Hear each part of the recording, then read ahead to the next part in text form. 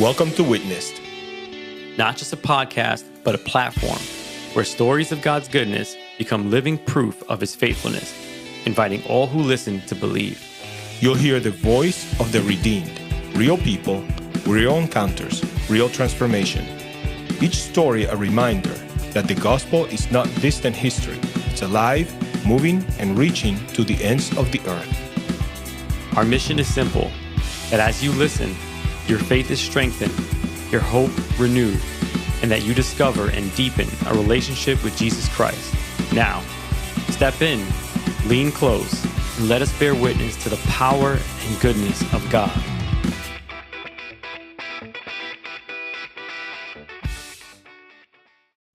All right, so let's do some introductions, and I think since we're in your dwelling place, you should introduce yourself first. So, my name is Jonathan Reyes. I'm a father of two, married, have lots of siblings, big family.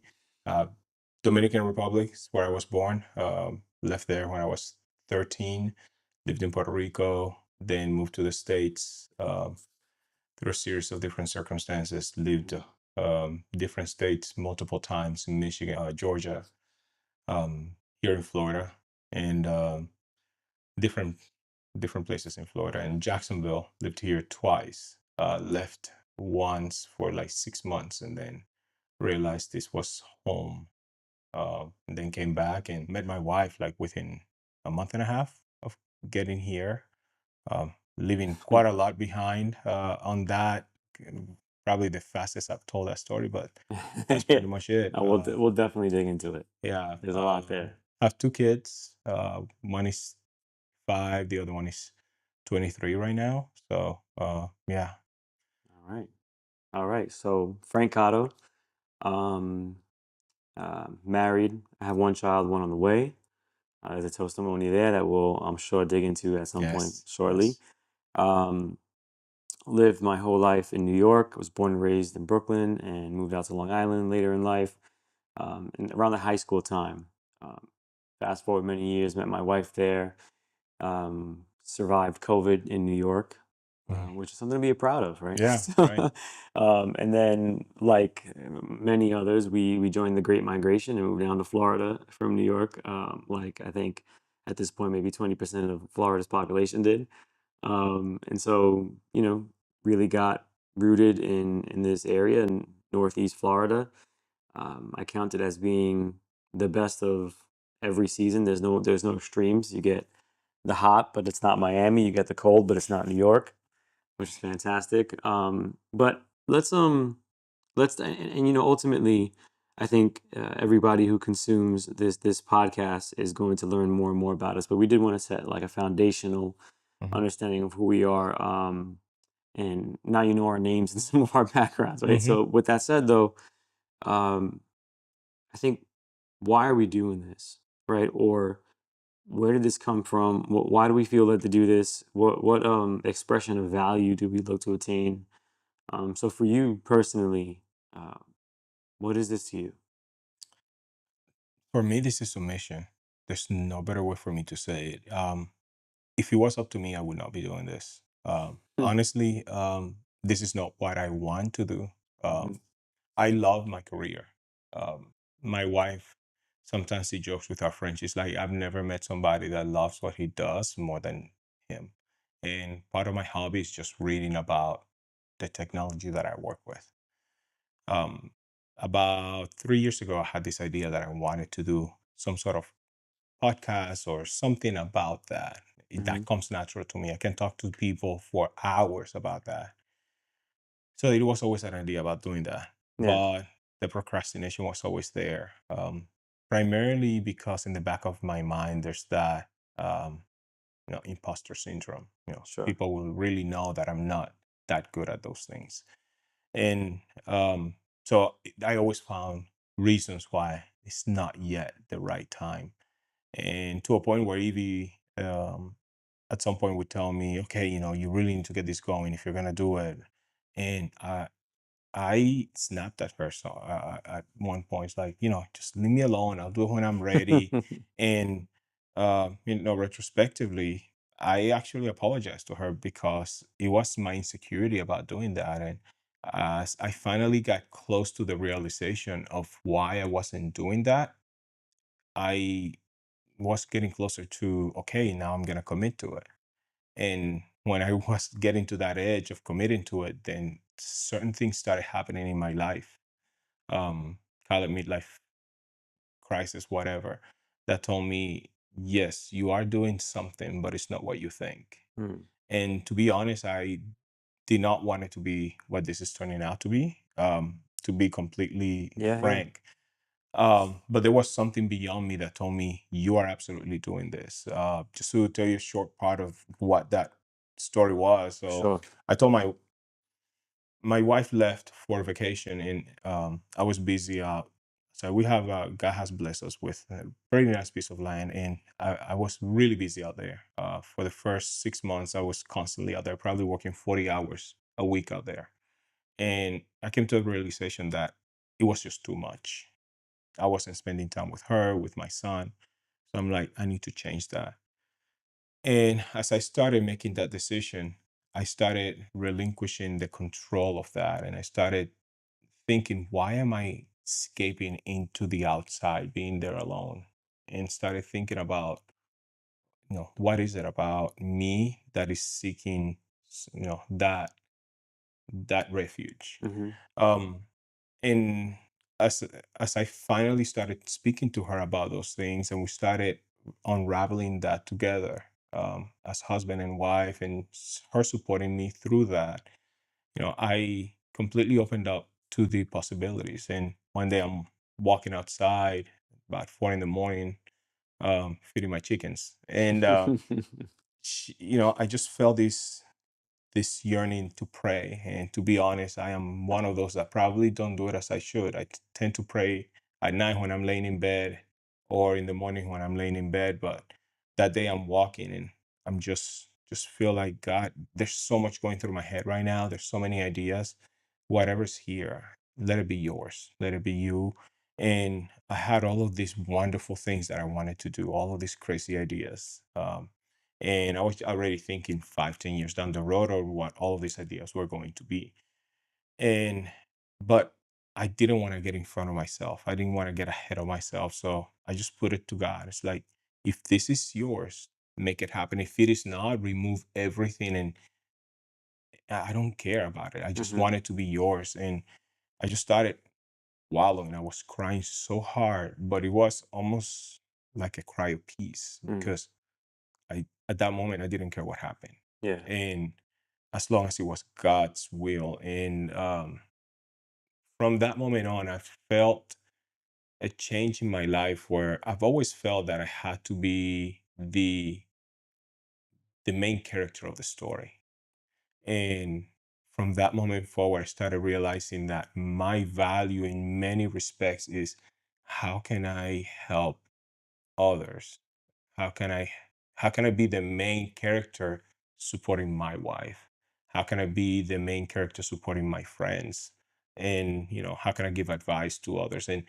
And sometimes we want to lead and be the center of attention. And Mm-hmm. many times the best way for us to lead is to lead others to that center, because it is Mm-hmm. not our story.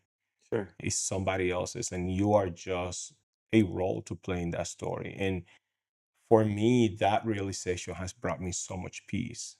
So why this? There Mm-hmm. was through that, a lot of what came is these conversations that we have in this table with so many friends. And when we get together, we tend to always come back to conversations about us as men, with our Mm. kids, with our wives. It's beautiful conversations.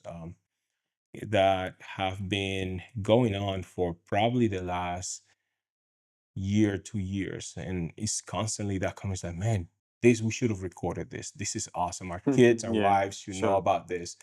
And there's so much value in this that we as men don't speak enough about these things in public, are not vulnerable enough. And um there were certain circumstances that happened around there just because of what I was feeling during those moments, where I was becoming more vulnerable, that God used that moment to tell me that is what you're going to do.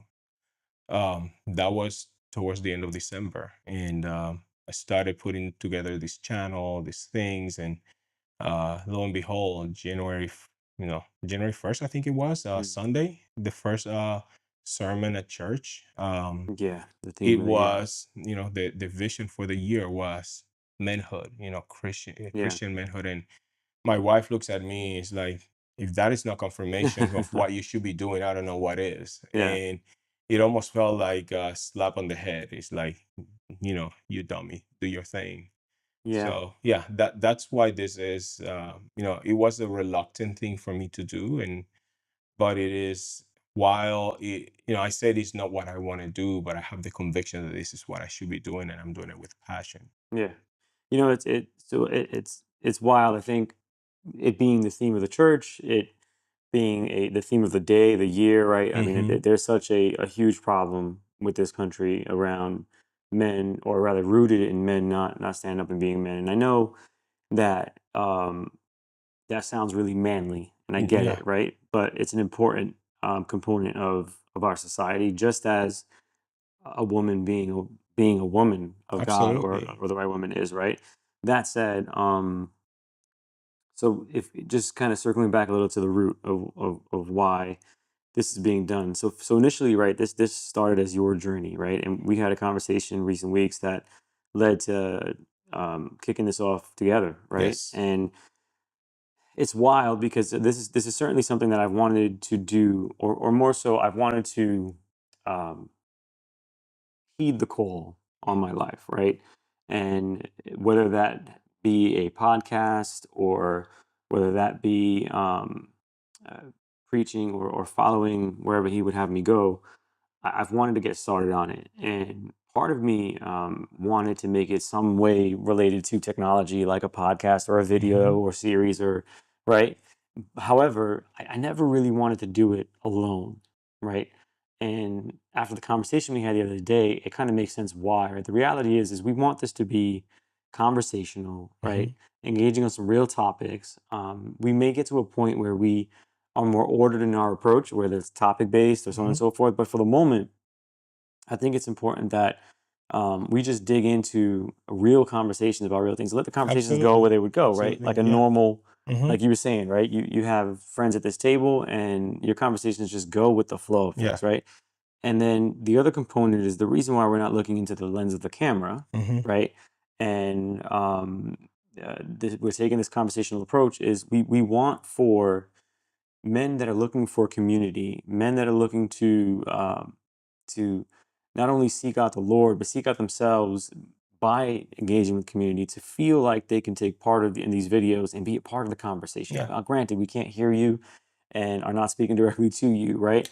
But I could probably take a really good educated guess and think that the things that we're going to speak about, many other men either are speaking about or want to speak Yeah. about, right? Absolutely. So I think that that's a lot of the core of why this is special to me. Now, granted, we both have very interesting testimonies where we've been through in life, very different, but also very alike. And I do want to dig into them. So there's going to be a sense of vulnerability. I'm sure there'll be conversations on this podcast that, before going live, I may have to have a conversation with the wife. Like you were saying the same thing, right? That Yes. it's just a reality, right? And that's fine, right? Because And that's important, I yeah, think, even for our own growth. I mean, if if there are conversations that we've never had, and I know there are some of those that are going to come up, oh yeah. and if I am going to be, this may be something that only two people are going to watch because we have to edit these videos. Yeah, wow, And in wow. that journey, We setting the bar high. we are going to have to grow through this. And Yeah, maybe that is what God has in our path. And if that's what it is, you know yeah. what? The goal was achieved You know, because it's we don't know what it is. All yeah, I know is that I am following in these steps of obedience that God has set in front of me. yeah. And if it is for you and I to do this for his glory and for our growth, praise God. You know, it's funny. I was telling my wife this morning. I was like, maybe because in all honesty, right? And I know many men can resonate with this reality, right? But I know that I'll say it this way: I could have and could benefit from some level of therapy. Yes. For sure. There's not a doubt in my mind, right? Unpacking my So many past is probably layers. something that should Yes. happen. So I was talking to my wife today, and I was like, maybe this is like this indirect way that the Lord is leading me toward therapy, because we're going to sit here and be talking about these issues, right? I'm sure there'll be some very structural identifications in the comments Yes. of Yes. what's wrong with me, Exactly. right? Yeah. Maybe if you're a therapist and listening in, drop some advice in the comments, right?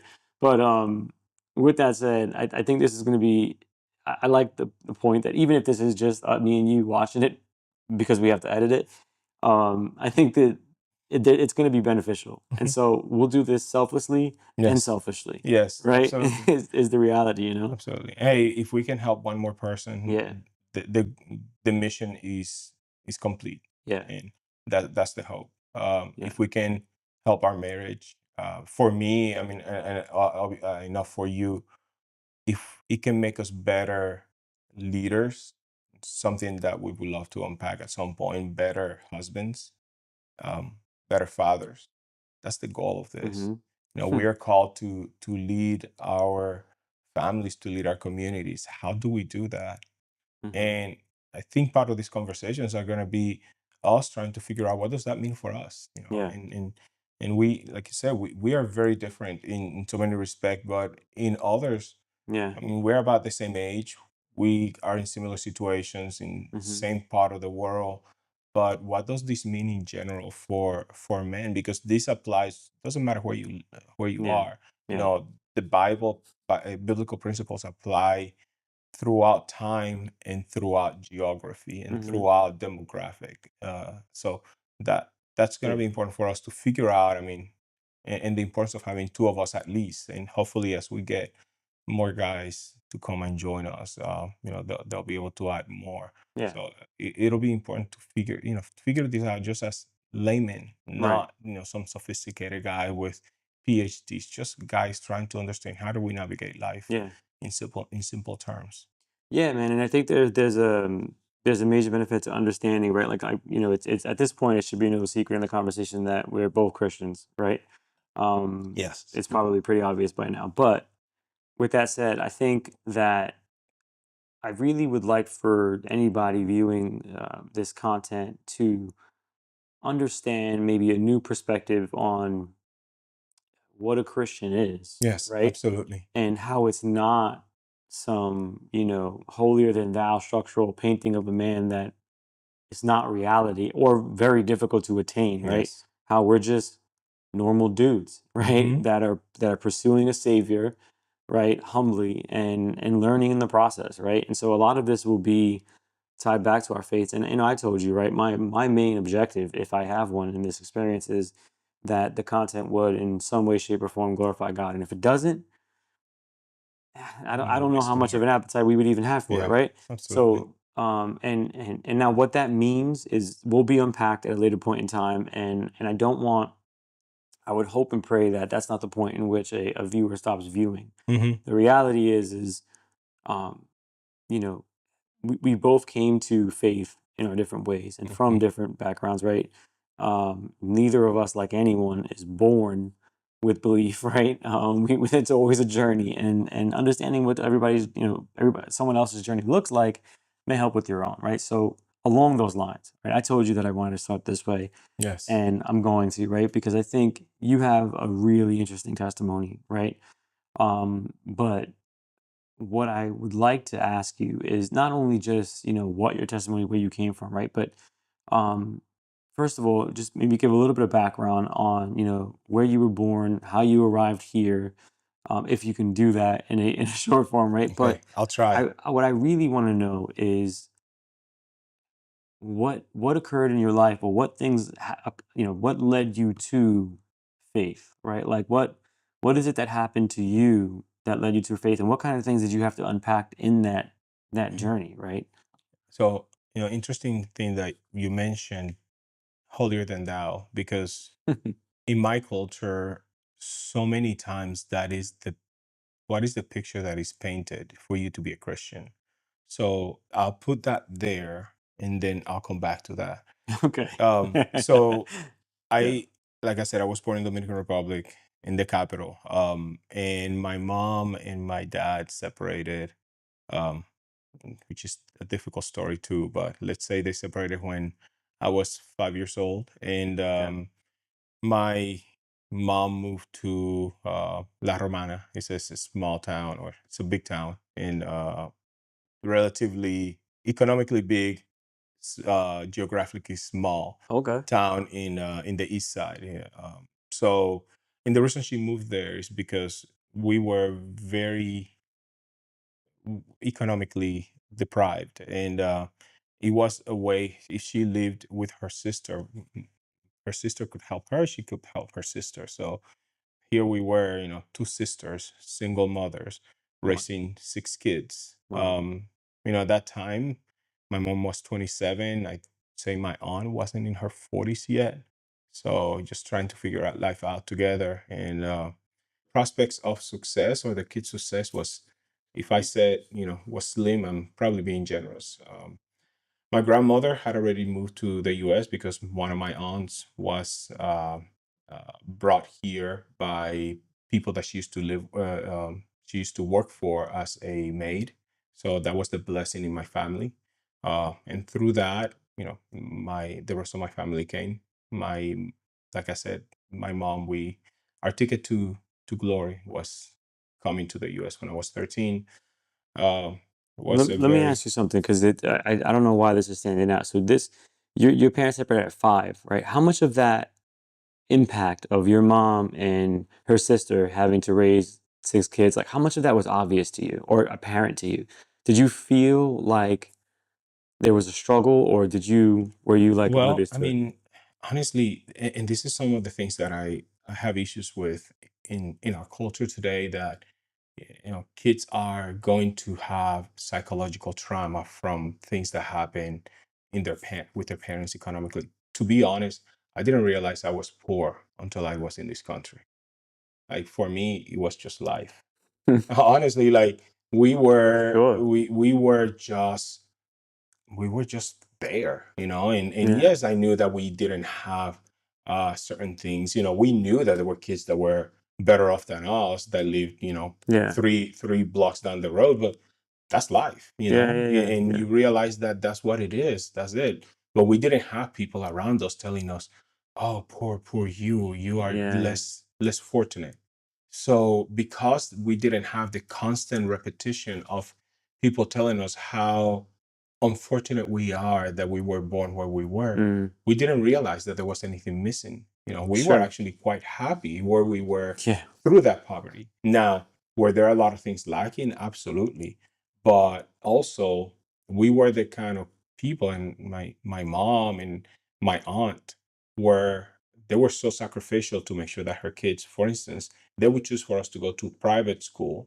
Now, you would think private school, oh my gosh, they weren't that poor. Yeah. It is not private school in the Yeah. US. Yeah. In Right. Dominican Republic, private school costs about the same as it would cost for you to buy Starbucks coffee in the US today. Like, literally, that would be the You didn't equivalent. really make it sound cheap when you said that, by the way. Well, yeah, touche. No, no, no. But I think everybody But gets it. I think we so get it. Yeah. it is not an unsurmountable Yeah. thing. Yeah. So, Yeah. Yeah. and then there, many of these schools are religious schools. So, one kid goes, the second one gets a grant. So they try to help you. They really make a good effort to. Hmm. So in our case, it was my brother and I. So as long as my mom could pay for one of us, the other one was half off. Sure. And then the other part of that, she was always paying 6 months behind because she couldn't afford it. But Wow. Yeah. and then on that, it was, that. So the struggle was there, definitely, and I was very aware of that struggle. Was your mom a Christian She back was then? not. Okay. We were Christian-ish, so we went into Episcopalian Ah, church, we okay. went into Pentecostal church. It was kind of the thing of the day, but Yeah. like Yeah. we didn't pray at home. We didn't do the, Okay. and she wanted me to be there. So, like, Yeah. I would participate in what do you call it? Monaguillos is the, like, the kids, the altar boys. So I was Uh-huh. altar boy Yeah. Episcopalian church, but I didn't really know what that Sure, was. sure, I was sure. just doing it. One, I was going to the school. I had a grant, so it almost felt like I had to. I think, thinking about it, Mm-hmm. I had to participate in order to make it feel like, it was worthwhile. I Yeah, think that's the way she thinks about it. Like, I as long understand. as we're part of the church, because before that we were going to a Catholic church, and guess what? I was in the Catholic church at that moment. So we would go to the church almost out of the responsibility that I they are understand. helping us. So we have to attend. But in my family, we weren't very religious. Okay. Not that they weren't part of my family that were not, Yeah. but we Oh, you personally, had, so my you had other household, family around you that were? yes, not Okay. close. I mean, not in Sure. my immediate family, not at that age, but later on, yes, Okay. they did. Okay. So then you said at 13, you and your family. Yes, we moved to Puerto Rico, and then Okay. from there, um, took a trip to DC, and realized, oh my God, it's so magical living in the US, so different than Latin America. So I remember it was Close Up Washington was the name of the program, through high school. Mm-hmm. We went for 2 weeks. It was such an amazing experience to kind of show you, yeah, Washington up close. Wow. But just they took us through Alexandria, and you're like, oh my God, this is so amazing. I want to live here. So I didn't know any English or barely anything. What is it? So Alexandria is where the Virginia, Oh, okay, yeah, okay. it's Yeah, like yeah, the yeah, yeah. suburbs Yeah, of yeah. DC, and Nice. it was one of those things where it paints such a perfect picture, and like that's what I want to be. Mm-hmm. But I honestly I just knew that if if I was gonna go forward in life, it wasn't gonna be where we were. Like my mom at that time, she was making $35 a day, cleaning houses in Puerto Rico. So um, there were probably two great schools that you could go to in Puerto Rico, but then at that age, I could already see, let's say, that there wasn't a lot of opportunities there. So not like you would see in other places. So we decided, my mom, I told her that, and she already had plans to kind of leave Puerto Rico. So we moved to Michigan, and So how old there, were you when you moved to Michigan? 16. Okay. Yeah. So we packed up, went over there, and spent the summer over there. She realized she was not ready for that. So back to Puerto Rico. Oh, And wow. I'm like, I'm not going back. I need to learn English before I go back. So Was it she right had around Michigan winter that you no, guys? it was actually Michigan summer. It was so Oh, weird, wow. being in a place after being in the Caribbean for your whole life that, the sun was out at 10 o'clock at night. But yeah, it was quite an experience. Yeah. But then, the biggest thing I think that happened to me to me is, um, yes, I thank God I learned English. I went to school here, or in Atlanta. A family accepted me into their house for me to go to school. She didn't know me. Her daughter and my son's mom were best friend. She Mm-hmm. knew me, so she advocated for me, and they accepted me into their house. I was there for 7 months. Then I went back to Puerto Rico to graduate with my friends, and after that, came back to the U.S. And through that, just moved. Went back to Michigan with my mom a second time. That time stuck. She stayed, and once she was settled, then I went back to Atlanta because that's where my girlfriend was. So Okay. we we again, not Christians, not anything, learning through Yeah. the School of Hard Knocks. We were together, and within a few months of us together, she was pregnant. So And here how I old were you? am, 18.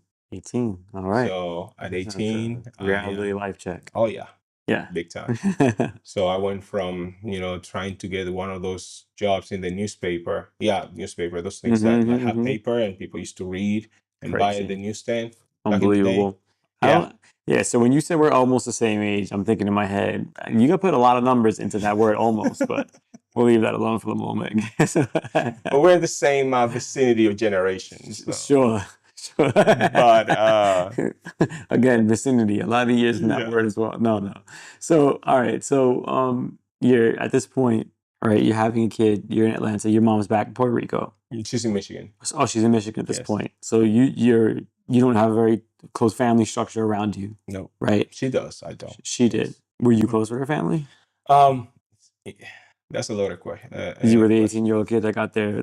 Oh no, I mean, so Mhm. honestly, so this is, and I'll answer that question. So her dad and her immediate family, her dad, her mom, accepted me with arms wide open.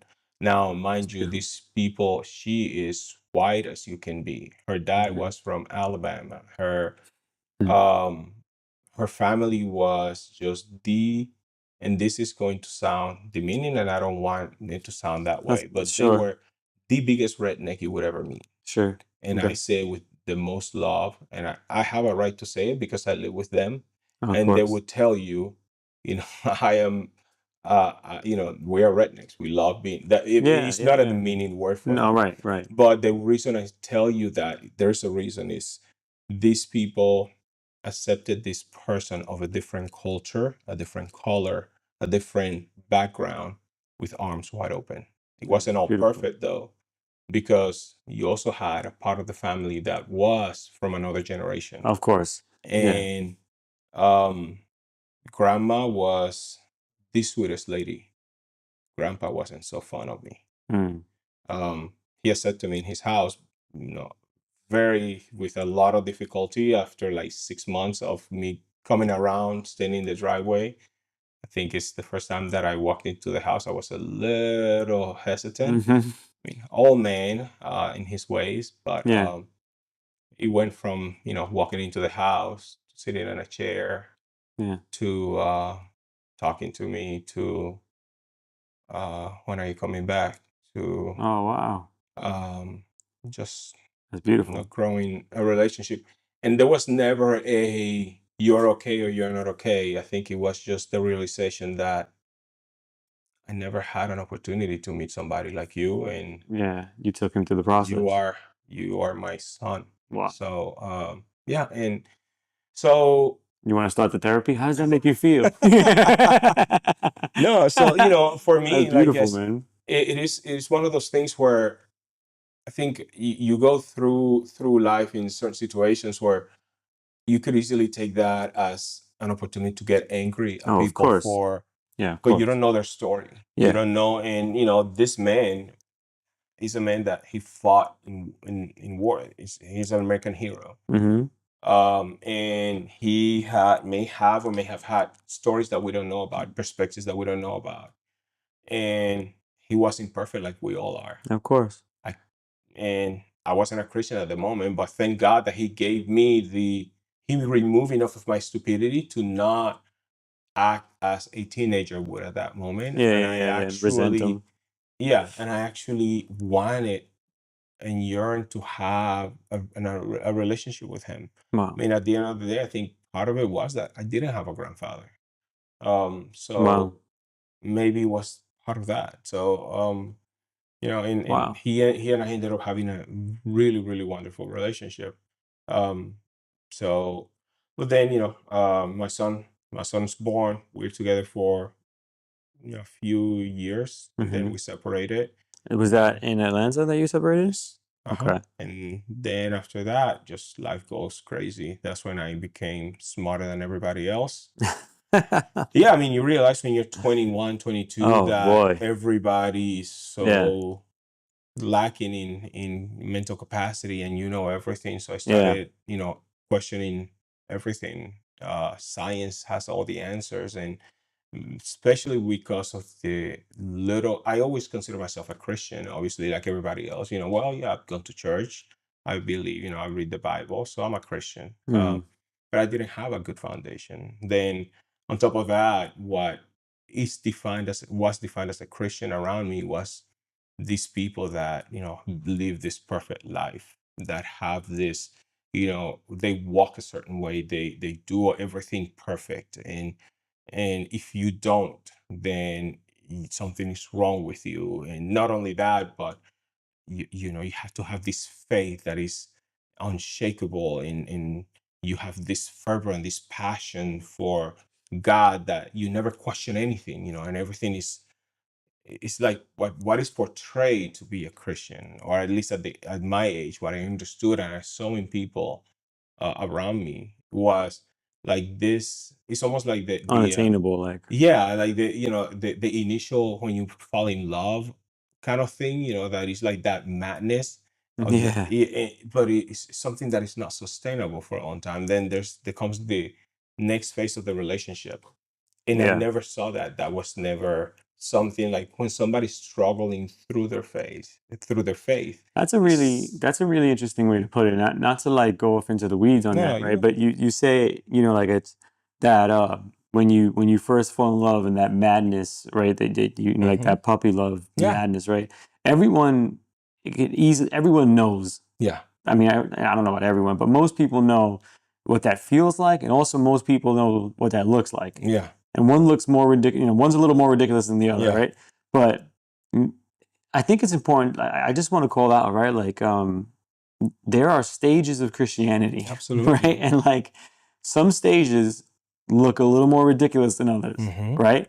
That said, it's like that, especially when, man, if like,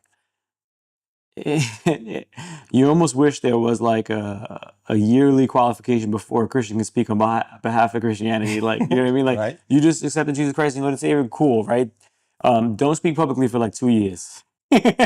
Settle down. Yeah, settle down, all right? Because I mean, the reality is it's like when you're on fire for the Lord, it's akin to puppy love, right? It's like you just found this You have secret, euphoria. There is that right, that you euphoria. want to tell everybody, but you quickly forget who you were, which is good, right? I mean, hmm it's a good thing, but at the same time, doing so like it enables you to or disables you to express compassion for other hmm ones, like and last week who yeah, you were, yeah, you know. and you, because of how new you are in that faith, you, yes, you sing it to the world, but then you, to your point, because you don't have that experience of falling down and getting back up. You're so new in that, Mm-hmm. that even if you have fallen down, you fell through that euphoria, Mm-hmm. that you don't have a lot of patience or understanding for people that may not be there yet, or for people that are in other stages. So that Right. maturity. So absolutely, we're not advocating that. In reality, you No, shouldn't no, do no, no, that. no, no. Right. But Yeah. but Yeah. there needs to be, and that's part of, I guess, what we're talking about here. There needs to be an understanding Yes. that those Yes. stages are different stages of life as Christians and as human beings. We go Yeah. through these different experiences. And for me, that is what I tend to see when I was growing Yeah. up. So, And maybe we should so just to preface that, right? Like, there's salvation followed by sanctification, yes, followed by sanctification, followed by so the process of sanctification never ending. is a never-ending process that you do not attain until glorification, which is the day you're called home to heaven, right? The day you Yes. pass away.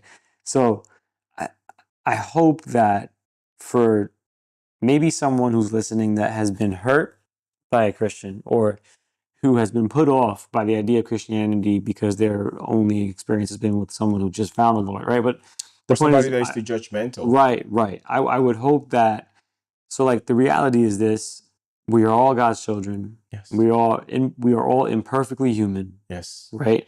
We all make mistakes.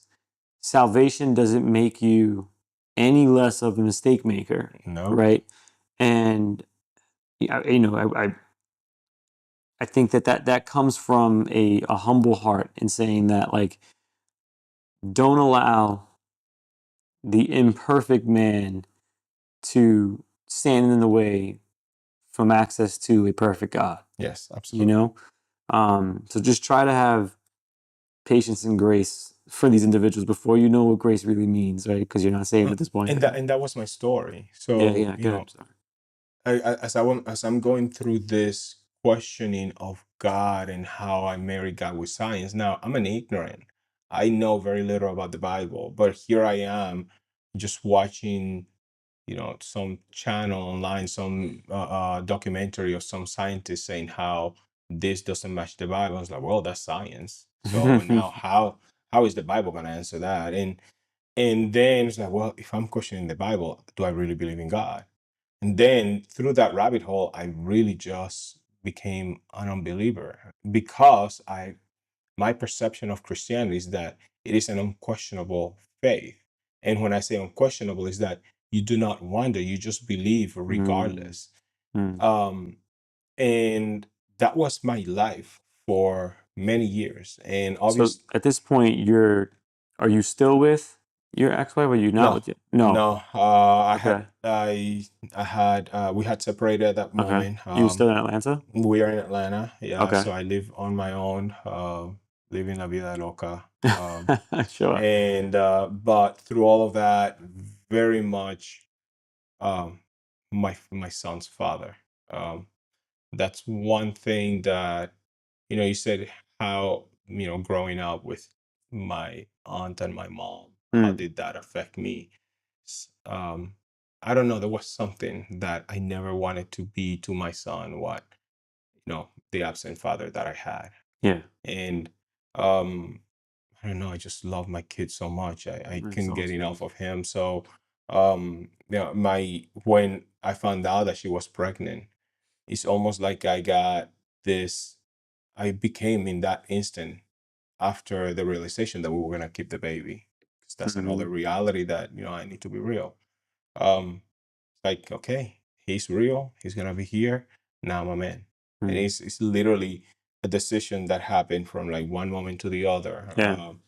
One moment I was a kid, another moment I knew I had at least 18 to 25 years of responsibility in my life that was going to be, this is it, me now. Sure. And that's been it. I mean, regardless of, in spite of time, distance, I at some point went to Michigan to school, and always try to be present with him. Obviously, when we are multiple states distance from each other, it's a little bit more Yeah. difficult. But every chance I got, either he comes to me, spend the summer, or I come to him. So it was one of those things. I think those are part of the things that shaped me. Is in spite of not being the man I should have been, I tried as much as I could to be the father that in those respect. I Mhm. know I could have been better in many areas, but I was try to be present. Sure. Try to for him to know that that was there. Yeah. I get you.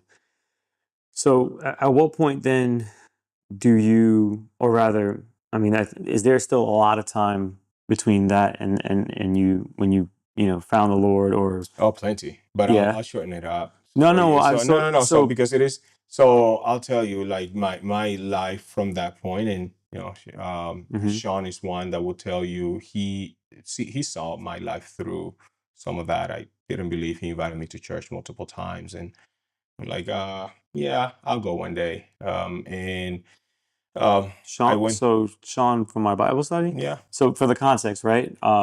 I met Jonathan in a discipleship group, which is just a men's Bible study group that we have through our church. And there's a number of incredible men of God in this group. One of which is an incredible man named Sean, who maybe at some time you'll meet on the podcast. But so Sean invited you to church. yeah. Oh, I Sean didn't and I know have known that. each other for since 2012. Oh, Actually, wow. when I moved into my house, when coming from Atlanta, moving here, I bought a house, and his wife is the first person that I met. Oh, you were neighbors. Get Yeah, out of so here. he and I spent Were you married to Evie already? no. Oh, So wow. I was Okay. married to somebody else, Okay. and we, after a divorce, you kind of want to get away from everything. Okay. But you knew Um, Sean at this point? if I knew him, Yeah. yeah. So he's the one that almost cried with me because I didn't come to church with him the day that I was moving out. Don't tell him that. We'll cut that out. No, we But won't. yeah, so Sean, to be honest, and this is part of the importance of how, don't let don't let your friendship get in the on the way of salvation. I mean, Mm, obviously, our story ends up being good, and Sean did put a lot of grains of salt and light in my life, yeah. unbeknownst to him. But there were a lot of things that Sean did, the way he carried himself, the way he did with his kids, the way he treated his wife, Yeah. that I observed that. I was like, I want that in my life. My Wow. marriage was different. My life was different. Sean is so humble. I wasn't Yeah. that. And I, but I need to be the center of the show. That's who I am. And the day that I was moving, carrying everything out after everybody knew that we were separating, he and I had a conversation, and he felt bad about the whole situation because he felt responsible from the perspective of, I didn't disciple you enough. We were friends, Hmm. but in obviously I'm speaking for him in this Yeah, I context, understand. but it is something that it is an experience that have marked me from the perspective of, I would not want to have that conversation with someone. Not only that, I wouldn't want to have that conversation with God. Mm-hmm. It's like Pastor Joby said, it's like, I told you to speak to that person. I'm not perfect, but I try as much as possible to Mm-hmm. try to put that effort in Okay. those relationships, because we never know how that is going to change, Right. and we're not going to control the situation, but in ways we're never going to be the deal maker, because that's for Mm-hmm. God, Sure. but we're just part of the pieces that he's going to put in place, Yeah, and we need to play our part. for sure. All right. So So at this point, you're still friends with Sean. You move out, yep, right? And where do you go? move to the Dominican Republic, man. Where else are you going to Oh, move? really? Yeah, Oh, okay. So, yeah. and I mean, knowing part of the story before this conversation, I didn't know that. I mean, first of all, I didn't know Sean, the connection with Sean, which is awesome, right? But so you moved to DR, and Yeah, I know that you said that didn't last long, right? yeah, You but came. Go yeah. ahead. So I moved there. I had my American salary. I'm like, man, I'm gonna live life. So moved to DR. Honestly, I was Yeah, emotionally that's very like one of those things. distraught. If you know, you know. Yeah, Yeah. I was very distraught emotionally. I needed to get away. So Hmm. I went there for a little bit. Honestly, I was willing to just kind of leave it all behind, go over there. I left when I was 13, so I was ready to kind of get back to my roots. Uh, really lasted a month. After a month, I'm like, I'm ready to go back home. But it was close to Christmas, so my father, he's like, just stay one more month, spend Christmas with us. So I did, and the 26th of December, I came back. Wow. But so then stayed in Atlanta for a little bit. So I thought I You was just moved gonna back stay in around your Atlanta. son? Okay. No, my son was back in Orlando. Oh, A okay. lot There's a better. lot of be right. There's a lot of Yes. So, right. but Well, this will be like a fun part of the podcast. Like at one point, I guess yeah. in the episodes, right? We'll ask Let's a viewer unpack. if you can map everywhere that John has lived in Yes. order, There you then you go. get like a prize or something, right? We'll have to make that. There So you stop go. paying attention. But go ahead. Go ahead. But so we had a just I moved back to Atlanta. My mom was living there, and I got there. It was 2017. Around, well, actually, it was end of 2016. And like within a month, I think, month and a half of me getting there, they have Mhm. the bridge collapse in 85. Atlanta is horrible with traffic. Wow. Those 5 months were horrendous. I was working from home, so I didn't care. But I remember people leaving home at 3 in the morning to be at work Wow. at 7, 8 in the morning. So I'm like, Goodness yep, gracious. this is why I moved out of Atlanta. I moved out of Atlanta. Wow. So um, just decided, you know what, I'm going back to Jacksonville. Something was calling me here, but it was different. Were you in touch with Sean at all, or? No, that's the Okay. funny thing. We didn't speak at all for a long time. And what happened honestly was I moved here. So I moved out, and I didn't keep in touch with anyone.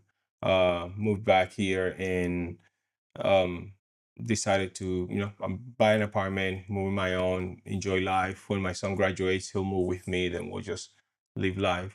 Always looking for living life. A friend of mine is like, why don't you meet somebody? You're too young to stay on your own. I'm like, nah, I'll just live a single life. Again, I wasn't a believer, so I was looking for fun. Mm-hmm. But it was different at that time. I was looking He for. doesn't mean to say being a believer is not fun. Just no, I'm just Yeah, kidding. No, yeah, I'm no, not no, no. kidding. But I'm kidding. so, and that's Yeah. what, like, I was looking for a way to be. No, I understand. No, no, no, but because when I say like looking for fun, it was different from even the non-believer way. It was like I was just looking to. I never travel. I never do things. Okay. So now that even now, Evie's the one that loves traveling. Like I don't do those things. Yeah. But like maybe the idea of doing that is what I wanted Yeah, to yeah, do. yeah. Like things that I could never do because I couldn't afford it before. Right. So within a month and a half of moving back to Jacksonville, I meet this girl, and Mm-hmm. she actually, invites me to dinner, and parents don't know that. I don't think they do. So she invited me to dinner. Well, we're gonna know now. Well, they do if they watch it. But Right, anyways, right. but the funny thing is when I'm going through these things, I'm like, I will not try to impress her at all. I will be the most honest I could ever be. If Why? What led you to do that? I don't know. Mm. But I was tired of being fake. I was tired of Mm. being, like actually, this is it was actually I'm remembering better now. I have a very objective reason why. If I tell her exactly who I am and she likes me, it increases the probability that we will stay together because then I don't have to hit her with the reality of who I really am Mm. 3 months down the road. Mm. So for me, it's like it's gonna be easier for me. So if she likes me who I am, then we're good. Otherwise, then Yeah. and that really is what it was. But through that, we really got to know each other in a way that it was very relaxed. And then I hit her with some really blunt things that, we talk about politics in a way that I probably would not have hit those comments knowing where she came from and the things that I knew her background. Mm-hmm. But we talked politics in a way that it was very open and very, very uplifting. We talked about our hopes for our parents. Right. How what would happen. When you're and she wasn't ready to like be in a long-term 5-year relationship and they get married. She's like, look, I don't have time for this. If you are going to be in a relationship with me, it has to be. You need to be. You don't necessarily need to get married with me in 6 months, but I need to know that you're somebody serious. Like, Mm. okay, so we're on the same page. And now, mind you, I went from I'm gonna have fun to the moment that there was a reality different than that. It's like I want something real. So the moment that we started speaking about reality, a lot of real things happened. And one of the Mm. most real conversations that I had with her was when she told me she was Christian. I'm like, I admire that about you, but I don't believe in God. Did you She's like, really? Did you really admire that about her? I did. Why? I love the idea of somebody believing in something greater than them. Wow. Um, and I mean the passion that you have for your God, like that's what's not to love about that. In my passion is about baseball. Football is something so ephemeral, but you Don't know, knock baseball, bro. That's not the time to do it. No. but just having Yeah. that connection, just and I could see it in her eyes, just her passion was just different. Yeah. And just people as I got older, the people that I knew, I mean, talk about Sean and Monica, and it Yeah. was just as you get older, you start having more meaningful relationship that are more real and are Mm. more honest, and you start observing more. So it's something that How old were you when you met Evie? 35. Oh, wow, No, okay. hold on. Yeah, something around there. Well, Okay. yeah, somewhere around there. Okay. 35, 36. Mid-30s. Yeah. Mm-hmm. Um, so at that time, like I told her, I wasn't a believer. If I were her, and it honestly was a lapse of judgment in her part. Like she should have just, you know, stood up and walk away. It's like you're another guy for me. I don't know why she chose me. Hmm. Um, but she did. And through, you know, devotional, she would tell me, she was blunt with me. It's like, oh, I went to devotional with some friends at the beach and my prayer was about you becoming a Christian. It's like, right, good for you. And just to kind of finish the story is one day we're together, and she is going to church, and I'm feeling like I'm gonna be very generous with her today, so I'm gonna go with her to church. And That's so I went funny. to church with her that day, and then I felt so good about myself, for Oh, being so generous with her. yeah. And honestly, that I'm being honest, that's what was in my head. It's like I'm being so a nice guy to her because I'm going to, be with her at church, and she likes to go to church. So I'm just gonna, it's gonna be like a date, That's so just, funny. and I'm gonna feel so good about myself for being such a great guy. Right. Although I don't believe, but I'll go with her. And then the next day, the next Sunday, I'm like, I 7:30, get hurry up, we gotta go. She's like, you're coming again? It's like, I mean, might as well have nothing else to do. And then at that point, it felt really weird to not go the next weekend, because now it's like, what am I gonna do? It's like it's gone 2 weekends in a row, and I'm gonna be a quitter now. It's like at that point, it was like, no, I'm gonna keep going. Oh, And then wow. it was one of those things where I'm like, I'm just gonna go I like out of spite. So Like, the Lord used machismo to bring you to bro, it wasn't machismo. It was more like arrogance. Yeah. So, Oh. it honestly was like, 2 months where I Okay. was just going, and I was listening because it was, I mean, the topics were interesting, and esoterically, it was Yeah. just something that, he makes a good point.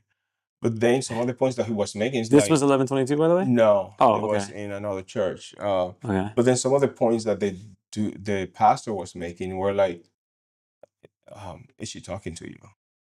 What is she telling you about me? But then someone was like, nobody knows that about me.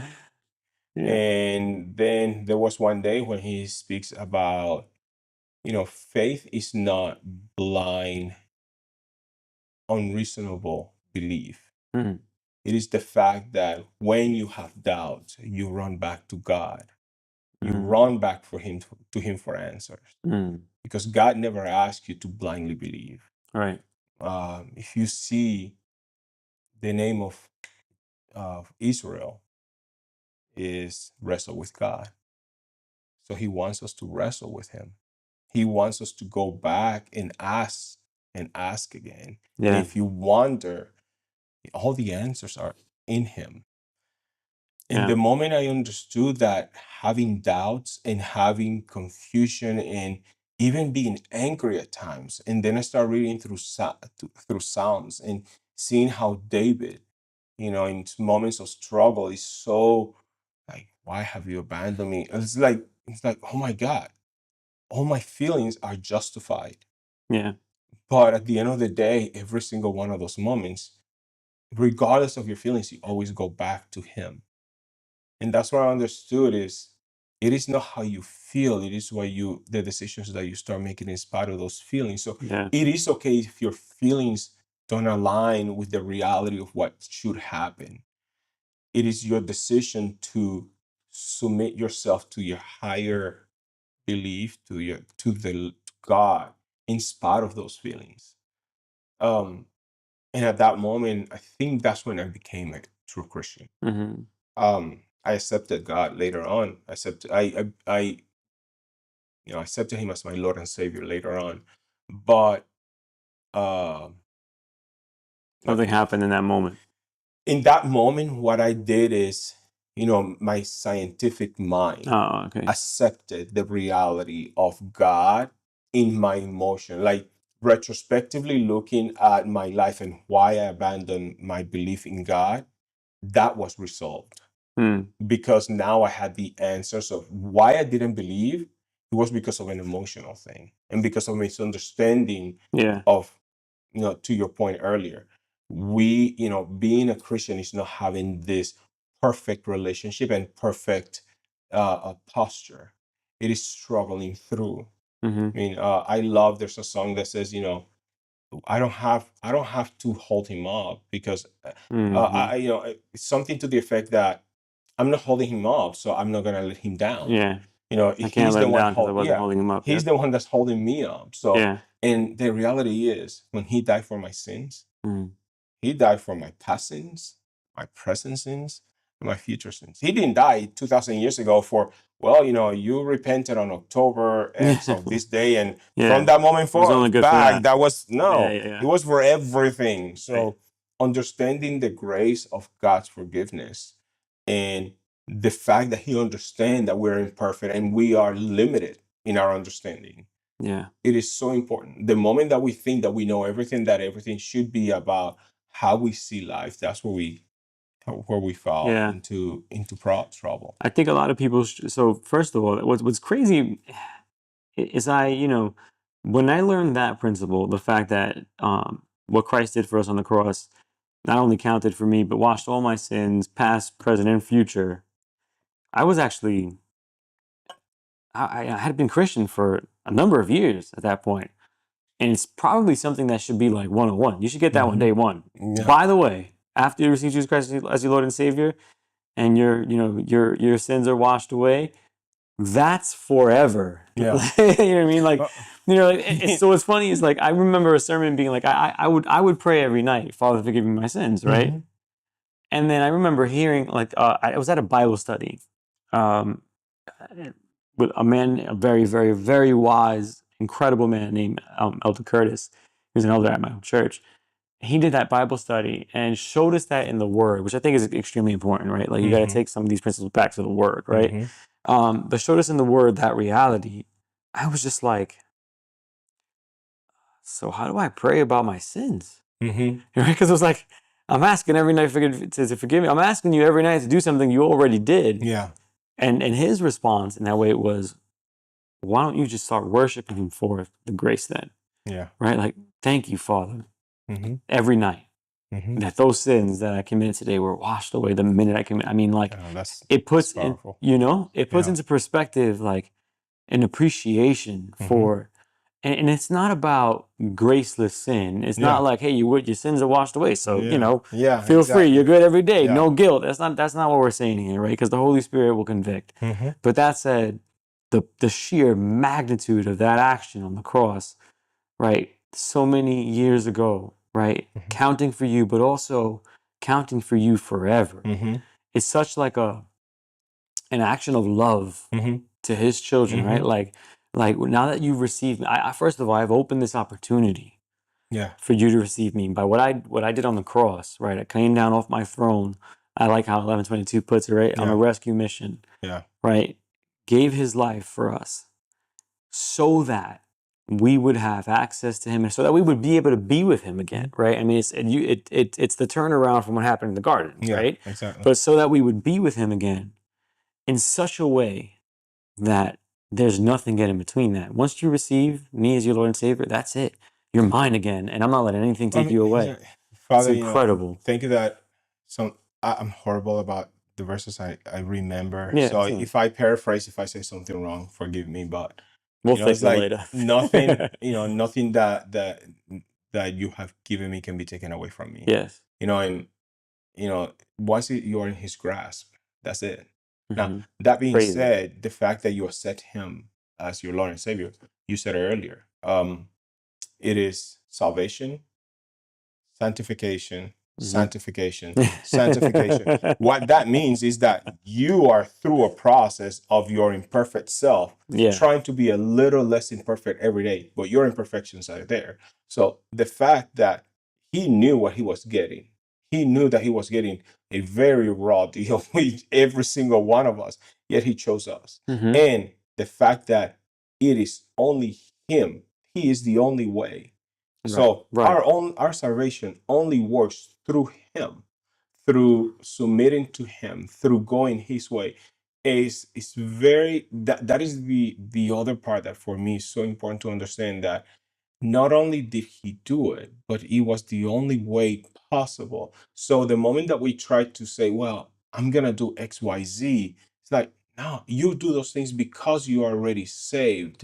You don't do it because you're gonna add anything to the equation of your salvation. Another lesson I would add to the 101, right? Yeah, Like, absolutely. you should get that just the sheer idea that you do not, like, the process of sanctification is not you changing. It's him changing you from the inside out. Once you understand what was done for you, it's just hard not to embrace that love, right? So, all right, let's circle back, because you're going to church with Evie out of your own selfish pride. No. No, it's true. So, It's true. and something begins to happen and Hmm. change in you, right? How does that end up manifesting as receiving Jesus Christ as Lord and So Savior? What I does that think, happen like? I don't know if it is that there was just some sermon series that was just perfectly created for me at that moment. It's just they knew I was coming, and it's like, we're gonna this pride, prideful guy. We're gonna just. No, I'm just kidding. But I just started paying more attention to what was being, Okay. said. It was just I wasn't just there to be there. But started to resonate with me, and then I started finding myself speaking more about it with people around me that were going to church. Like, oh, I started going, and this, and I'm very inquisitive. So once I get into a subject, I'm starting to research and starting to do. And man, once you start researching, the Bible is just amazing. So I started Mm-hmm. just reading and reading books and things, and just discovering so many answers, that it wasn't that they were hidden. It's just that you literally just need to open your Bible and start reading. And Mm-hmm. you start understanding so much of God's story and your own story and human, why things happen, to us and for us. Yeah. And just things started clicking in a way that it was just so eye-opening. So I accepted Christ, and then from there on, it was just, I mean, there have been struggles, there have been situations, and Evie and I, our marriage have gone through, ups and downs. But um through that, one of the important things that happen is you start, kind of building this conviction that if I am going to do this, I will, by when he's your Lord and Savior, what you're saying is, I will live life your way. And so much of what he speaks about is about marriage. So our marriage didn't start in the best ways. I think, one day Evie asked me recent, as we were um recently together, and she says, am I your best friend? I'm like, no, you're not, because we barely know each other. We're going through a journey where I hope we become best friends. But and that made her feel really bad, and I wasn't a believer then, but it was one of Mm-hmm. those things where she was expecting almost like her knight in shining armor kind of answer, and I was very blunt, and probably I didn't speak life into her at that moment, my ignorant self. Mm-hmm. And but then, as I understand what my role is in my marriage, then even in that answer, there are better ways for me to answer Mm-hmm. truthfully, but better ways to answer that. And what is my role with my wife to make her feel loved and to make her feel safe? The Bible tells you that that is your role. And why would I not want to play that role? And so, as I became Christian, then I more fervently started digging into what is God's role in my life and what is my role in my society, with, like understanding the stories and deeply of Mm-hmm. the Bible. It just became a fascination for me, that at first it was um, more about studies. It was Sure. more theoretical, but then you can't help but spend that much time in it and just fall in love with, how do I apply it in my life? And Hmm. which then kind of gets in the way, because you start learning so many things that you're like, oh, next time we're in a Bible study, I want to show off how much I know. It's just be careful with that. Don't do that. That's not good. Yeah, I mean, it's almost like especially when you get around new friends. I'll be honest, like I'll be transparent. When I first got to Bible study, I'm just gonna, that's what this is about, right? Yeah. When I first got to Bible study, I was like, I'd like to fast track to the point where this is extremely edifying for me. So I want to highlight how much I know. Yeah, exactly. And and then I got to Bible study, right? And like that very first discipleship group, it's like, first of all, right, we we have a group of men that not only know and love the Lord, right, but are mature in their actions toward the Lord, right? You Mm-hmm. take, Sean's a perfect example. That dude just Mm-hmm. exudes Jesus, right? So does Mm-hmm. Alex, right? Yeah. I mean, look at Michael and what he's going through Yeah. in life right now, Yeah. and how I mean, this is a man who just completed radiation therapy, rang the bell, and has been focused on nothing but bringing his doctor to salvation. And Yeah. he was like, I Yeah, got 20 that's minutes a so week with this funny. guy. I'm going to save him. It's like, he I'm going to get Jesus to he may save be him. faking that he's still sick just so he Yeah. can stay there a little bit longer. So it's funny, right? Like for the first time I get to this group and it's just like, not that it's humbling, like, wow, I don't know anything. It was just like, man, this is just a place where I wanna like eat. Like, you know what I mean? Like Yeah. I wanna like really be a part of this thing, but learn from these men and what a blessing, man. Like even like the way that I was embraced, even you from the start, right? The just the transparency, right? Like was not and it's not like I didn't know men like that before in my life, but in a concentrated group, Yeah. especially a group of individuals a part of like a mega church, Yeah. right? Yeah. It's like wow, Yeah. right? That we could be having groups like this. I don't know. I thought it was just fantastic, but I get what you mean. I definitely walked in the discipleship group thinking I was doing that. And I mean, and to be honest, if you didn't know this about me, I love talking. That is one of my flaws that I'm working through. And Flaws. yeah, and This is how we're working through it, by the way. yeah, exactly. So, and part of that is, communication has been a big area that I am learning to grow in, Yeah. because a lot of time, communication is not about what I'm telling you. It is me picking up, what do you need from me in this moment? Do you need me to just, nod while you are, working through whatever's in your mind? Do you need me to, speak to you affirmingly? Do you need me to support you emotionally? Mm. Do you need me to educate you? Do you Yeah. need me to be, there's so many layers or so many modes of communication. And for me, I only knew one way of communicating, which is I need to show you how much I know. Hmm. And we go back Mm-hmm. to that. Well, I need to show everybody that I'm not a fraud, that I know what I know. And the moment that you release, like, why do you care what people know? And it really just liberates you from having to show people. And Yeah. the moment that you start communicating with people, trying to extract the value of their mind as opposed to, let me show you how much I know, man, things change. Oh yeah. And for me, it has been a journey. I'm not perfect at it, and Sure. I still fall to my default. Of course. And it is, but working through that effort of, Frank, so how do you feel about that situation? I heard that you said XYZ. That for me is an exercise. It's almost like when you start going to the gym and it's sore, but you can see the results of that the next Mm-hmm. day. Little by little, I'm hoping Yeah. that God will build that too, because I can see so much value in that. And for so that has been because of that constant that constant interaction with those men there. I Mm-hmm. made mistakes at the beginning, and some of them pulled me aside. It's like, you need to be a little bit, not so rough around the edges.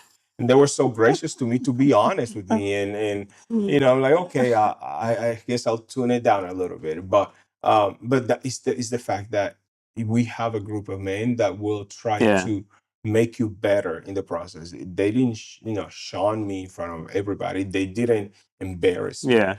But, this constant interaction, if nothing else, will sharpen you into a better human, Mm-hmm. let alone into a better son of God. So it is so important to have this group of men Yeah. around you to help you in this journey, because it is not an easy journey. And doing it Yeah. alone is he's like a deer trying to be in the savannah by himself. He is gonna be in alive. I'm gonna take that moment to just to echo that sentiment, right? If you are, if you're listening to this and you are a man, you're saved, right, and you are trying to go at this alone, stop immediately, right, and really think about some men in your life, some Bible founded or foundational men that know and love the Lord, and start hanging out with them. Take them to coffee. Take them to dinner. Yes. Right? Like if you don't have a Bible study group at your church, which I doubt, Yeah. right, is the case, Yeah. right? But if you don't have one, find one. Start one. Right? But you got to get in the presence of other men, and that's incredibly important. This is coming from an individual that just a couple of weeks ago, right, in Bible study group who was talking about how I didn't understand the value of having mat carriers in my life who would carry me to Jesus like the paralytic man was carried and lowered through a roof, right? Mm-hmm.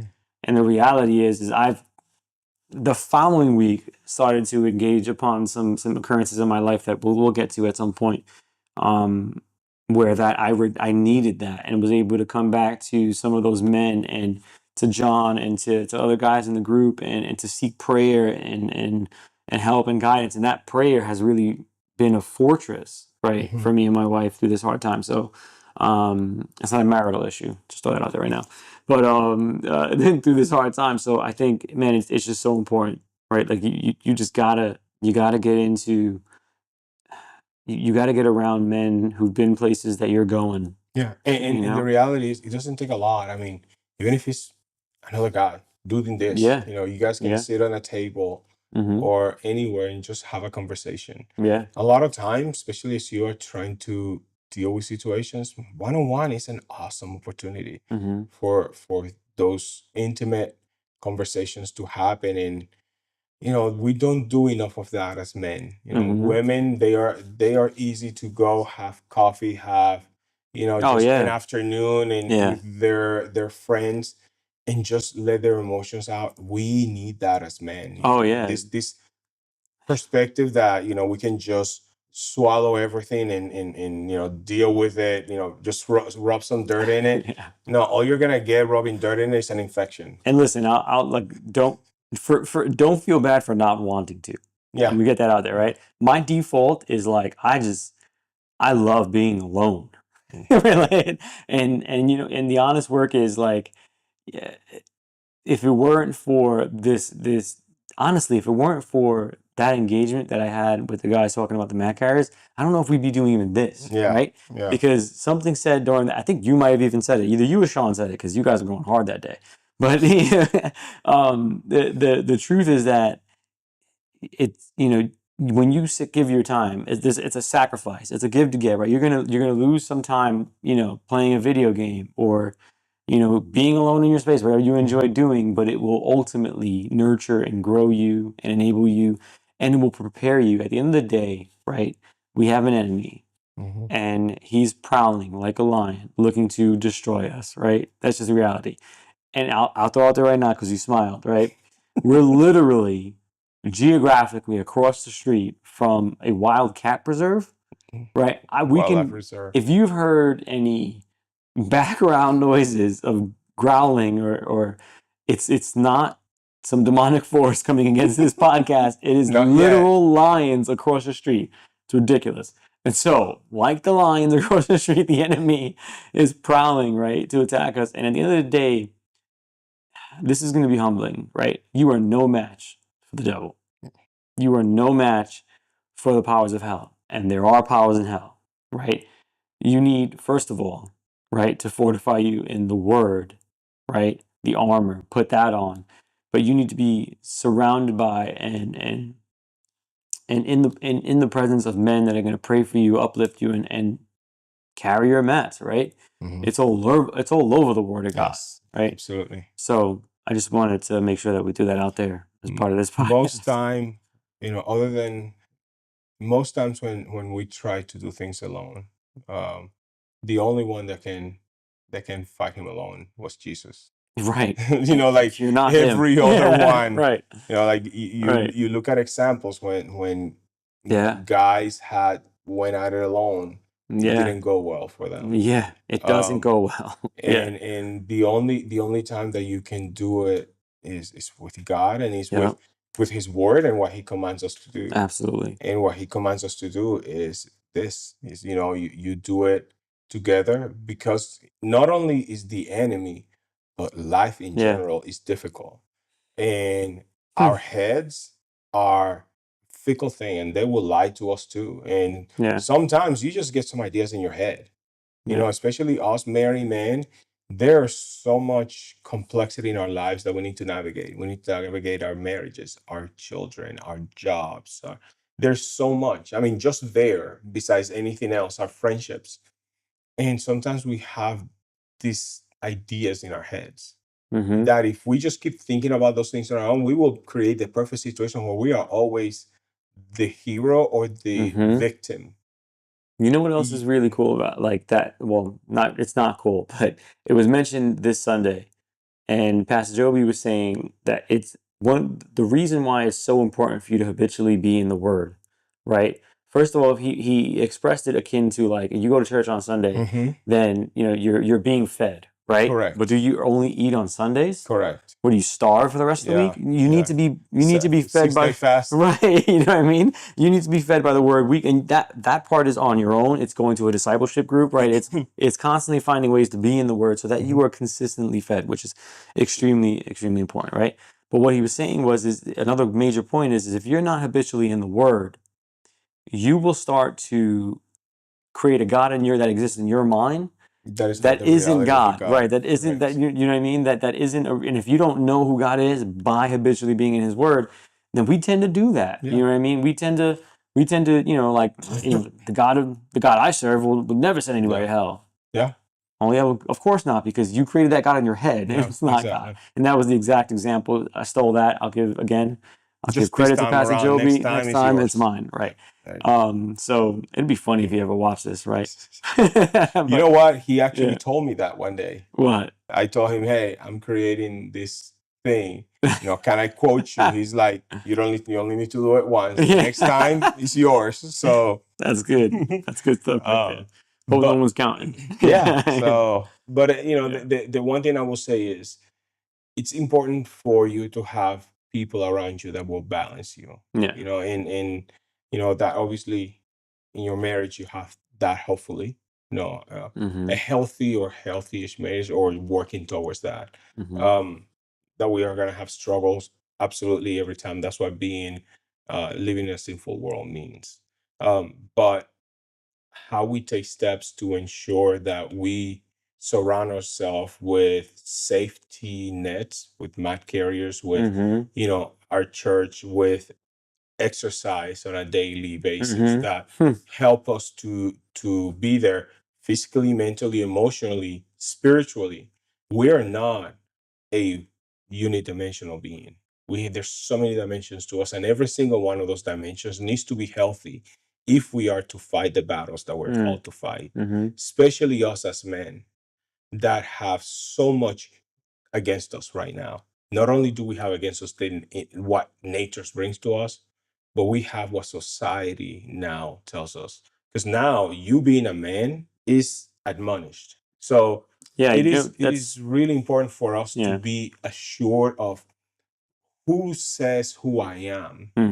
And if you don't know what God thinks about you and what God says about you, it is very easy for you to start finding your affirmation on TV or on some superstar or whatever.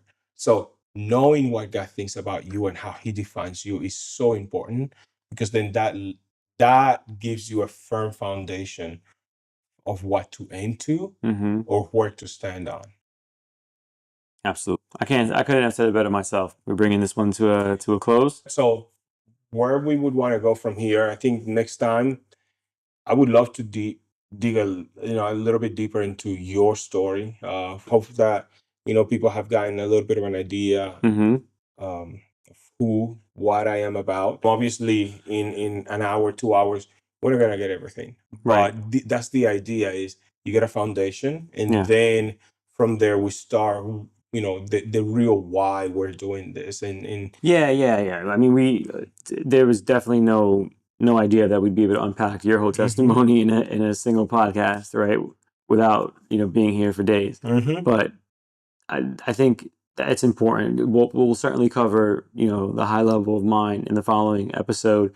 Ultimately, we want to give everybody that's consuming this an idea of who we are, because we're going to tie down not only to individual stories and instances, but you'll get to know us through this podcast. And I mean, the hope is that you'll identify something that relates to something that you've been through, right? And that we would build some level of hope, some understanding of access to grace, right? Who Christ is in our lives, and what that actually has meant, what He's done. We'll tap into it in the next session as well, right? I'm going through something right now in life that I had no idea I'd be here, right? And nor have I thought about being able to go through. And I know that it'll preach to many, right? And it's going to be, you know, there'll be some controversial things that I say, right? That I know that this world's not going to like. And so, Absolutely. you know, if you've been waiting for the controversy, stay tuned to next episode. Yeah, we're right? gonna call he might be called the loony Yeah. after that. Oh, that for thing. sure. For But sure. so I hope before so. we go, Yeah. I would like to maybe take a moment and, if somebody just skips to the end Yeah. of this episode, the last 3-4 minutes, what would you want to tell someone that is trying to figure out, okay, why would I want to watch this?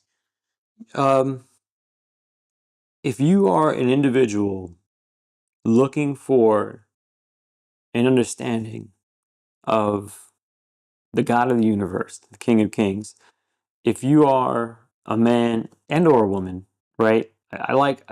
We listen to the Daily Blade podcast, right? And they talk about, Joby Martin, part of the people on that podcast.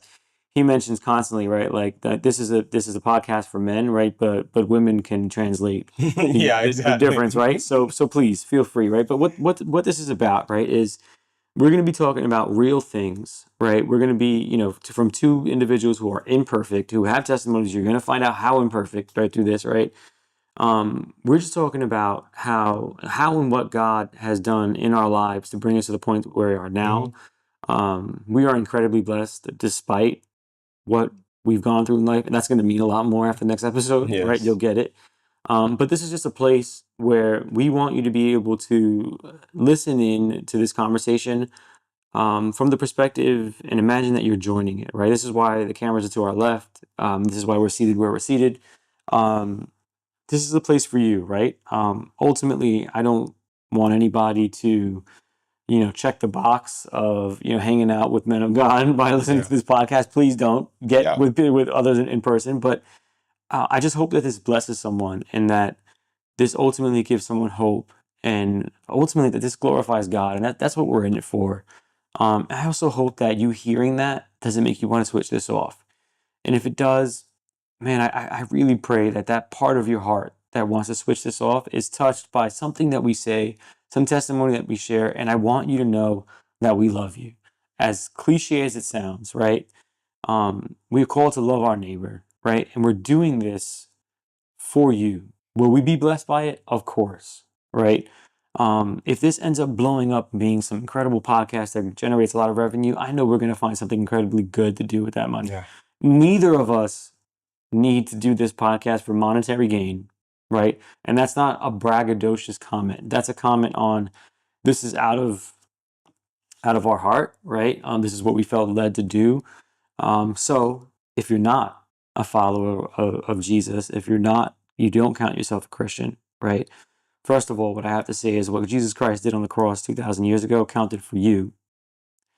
And receiving him as your Lord and Savior means that grace has washed you clean. That said, if you haven't and you're not there yet, stick with it, stay tuned, and I hope and pray that we get you to that point. Yeah. Right? And he gets you to that point. Yeah. I'll say one thing. I was trying to figure out what smart, profound thing I'm gonna say. And you said something, if this turns you off, whatever we're saying, because we said that this is Christian, or Yeah. and you're gonna turn off, it's your hope for people. Honestly, that was me. Like I would be, oh my God, that's such a cool tune in that song, and then they started singing about God or whatever. Oh, it's Christian station. Yeah. That was me. Mhm. I mean, like any conversations that people would be having, and it was on a show, it was like, God. So if you're there, I'm telling you, those were the darkest part of my life. Mhm. And there is something about having hope in something in something greater than. There is something about standing in the grace of God, the happiness, the assurance that you get, the bliss. Life is not perfect, but I don't have to be perfect. And um, just know that this is not something about two perfect Christian trying to tell you how to live a perfect life. This is about two messed up dudes just talking about our lives while we're navigating being regular dudes that love to talk about God and love to talk about just how we are trying to live good lives, trying to make a difference because Yeah. we're led to do this. Where is this going to lead? We don't know. But while we figure it out, we're going to step in faith into what God called us to do. And that's really what it is. But we hope that you would join us, you would come along with us, and next time we'll find out what this guy's all about. Yes. And so, God bless you. Thank you for joining, and we'll see you soon. Thank you.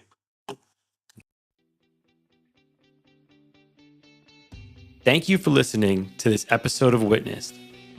If this podcast has blessed you, share it with someone, subscribe to this channel, and like this episode. Go now and witness to the ends of the earth.